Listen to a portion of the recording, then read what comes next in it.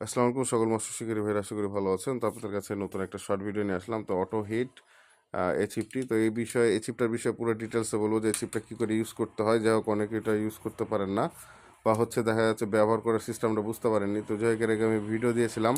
তো আজকে আমি আপনাদেরকে ফুল ডিটেলস সহ রিভিউ ভিডিও দেবো। রাত 9টা থেকে 10টার মধ্যে আপনারা কিন্তু ফুল রিভিউ ভিডিও পেয়ে যাবেন, আর প্রোডাক্টের দাম সহ বলে দেবো।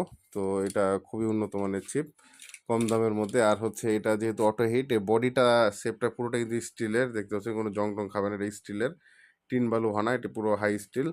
তো খুবই সুন্দর আর ফিনিশিংটাও।